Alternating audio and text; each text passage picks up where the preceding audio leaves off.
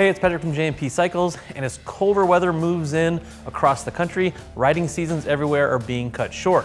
But it doesn't have to be that way. You can extend your riding season farther into the year, and it's more than just keeping warm. We have some tips to help keep you and your motorcycle safe and happy in cold weather riding season.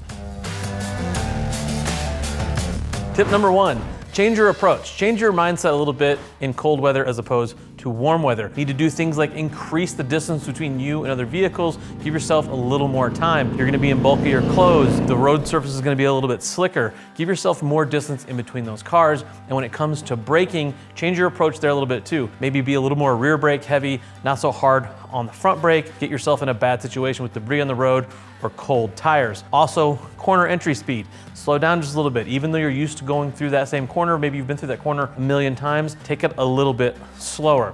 Also, visibility. Visibility is not gonna be as good for you and for other motorists. Could be inclement weather, could just be from your shield fogging up because of the cold weather. Give yourself, again, a little bit more room, a little bit more time, because the visibility may not be as good in cold weather as it is in warm weather.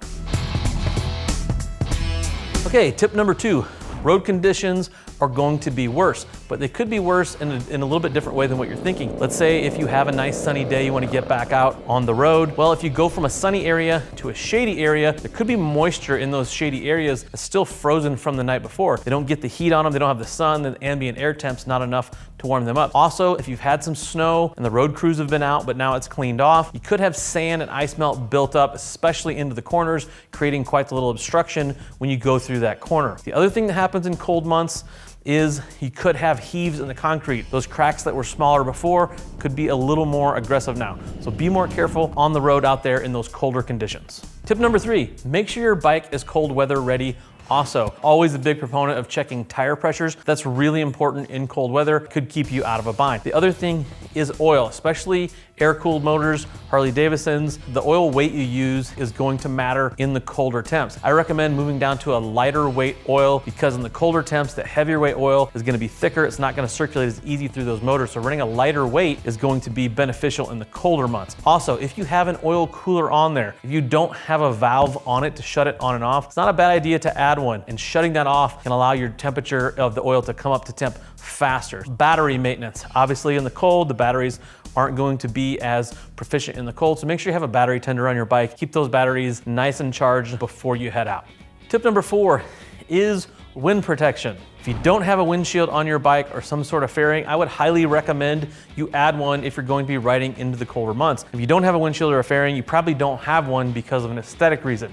In cold weather riding, aesthetics go out the window. A windshield or a fairing is gonna keep a lot of that off you and keep you much more comfortable. Also, hands. Your hands are gonna be out in the wind. That windshield's probably not gonna help your hands too much. I recommend putting some sort of handguard on your bike. It'll really keep your hands warmer. If you're a bagger guy and you have the option to add lowers, that's a huge one too. It's gonna keep the wind off your legs. If you've ever ridden for a long period of time in the cold, you know how cold your legs can get. Tip number 5, of course, gear. You need to keep yourself warm. I would say right off the bat, if you don't have a full face helmet, you should get one just for riding in cold weather. It's going to make things much easier. Also, dress in layers. Don't go get one huge parka and put it on. It's gonna bind you up, it's not gonna work as well. Also, when you start adding those base layers, those mid layers, stay away from things like cotton. That's not gonna help you. It's actually gonna make you a little colder if you start sweating. Things like merino wool or more engineered fabrics are gonna be better to build up those layers. Also, while we're talking about layers and helmets, there's one spot everybody forgets, and you'll immediately understand when you're in cold weather. Get something to protect your neck, a scarf, like a neck tube, a neck gaiter or something like that. Protect that neck.